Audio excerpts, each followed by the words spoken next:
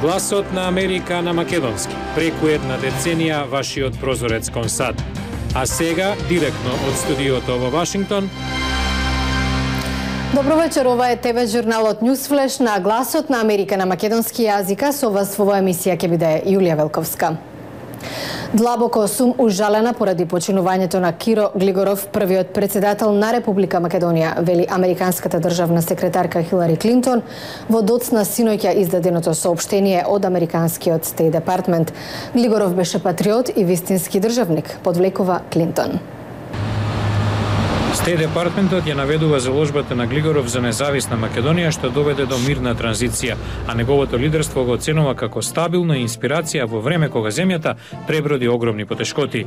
Председателот Глигоров беше пријател на САД и лидер кој имаше визија за својата земја, што се уште служи како пример за Македонија и за регионот. Во мислите и молитвите сум со неговото семејство и сите граѓани на Македонија, вели Клинтон.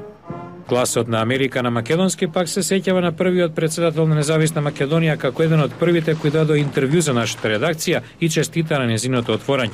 За Глигоров, вклучувањето на македонскиот во јазиците на кои емитува Гласот на Америка представува можност за нашиот јазик, еден од основните белези на нашиот идентитет, да биде чуен многу пошироко од границите на нашата земја, како што стои во писмото што ни го испрати во јануари 1999.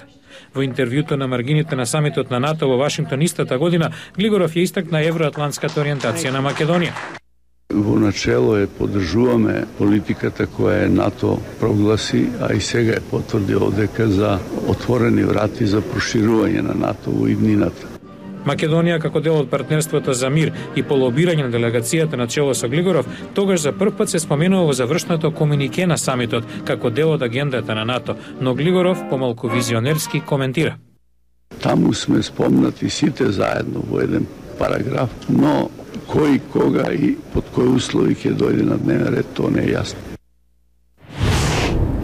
На председателските избори во САД подоцна годинава граѓаните од латиноамериканско потекло може да играат поголема улога од кога и да е порано. Тие се најбрзо растечката гласачка група во земјата, што според проценките брои преку 20 милиони.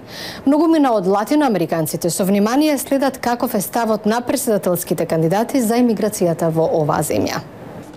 Искуството на Ненси Меза е типичен пример.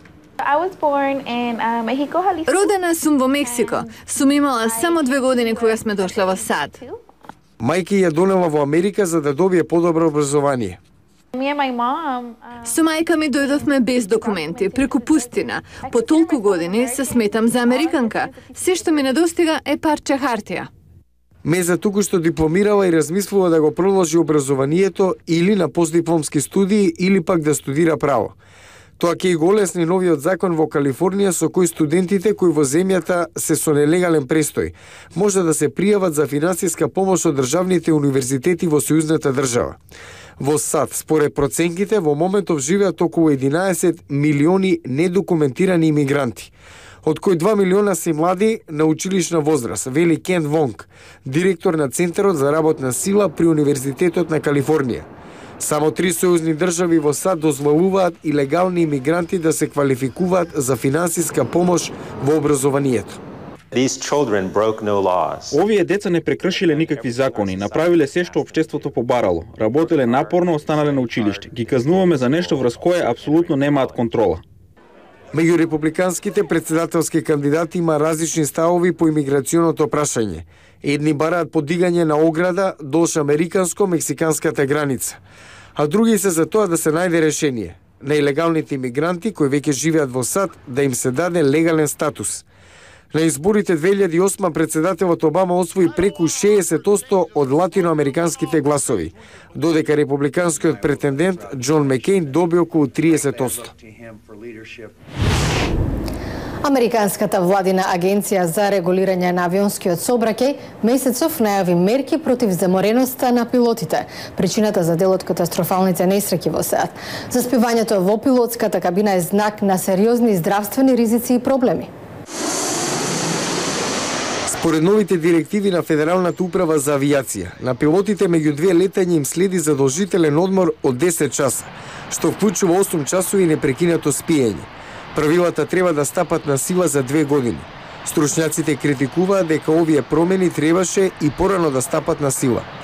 Каков е здравствениот аспект на оваа мерка? Ненаспаноста влијае на предниот дел на мозокот, задолжен за сложени активности како управувањето со авион, вели неврологот Аман Савани, повикувајќи се на мозочните снимки. There's something called homeostatic pressure that builds up as we are awake.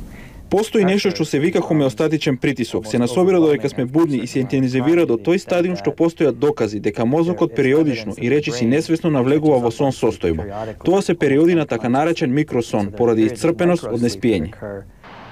Таквото заспивање трае неколку секунди, но посекако се одразува на просудувањето и времето на реакција при пилотирањето. Згорана се, вели Савани, носи зголемен ризик од одредени видови на рак, висок крвен притисок и диабетес 2. Новите правила се однесуваат само на пилоти на патнички авиони. Управата одлучи дека вклучувањето на пилотите на карго авиони би чинело прескапо. На ова се огласи Сдруженијето на независни пилоти, кое побара владата да постави едни и исти правила за сите пилоти. Негативните и понекогаш катастрофални последици од хроничен умор се регистрирани и кај лица од други професии, како возачи на камиони, лекари, полициски офицери и контролори на летање. Поделеност меѓу црквата и државата и натаму актуелно прашање. Иницијатива базирана на вера што се бави на оваа тема предизвика ставови и за и против. Гледате утре во Ньюсфлеш. Црквата и државата кога може да одат заедно? Економската криза и помошта на црквите до сиромашните го доведува во прашање универзалниот принцип. Гледате во утрешен Ньюсфлеш. Го гледавте Ньюсфлеш на Гласот на Америка на македонски, а јас сум Јулија Велковска од студиото во Вашингтон. Гласот на Америка и годинава ви доделува бесплатен календар. Посетете нашата веб страница glasnaamerika.com за да се пријавите или пак побарајте не на Facebook. Ви благодарам на вниманието, имајте пријатна вечер и гледајте ни утре.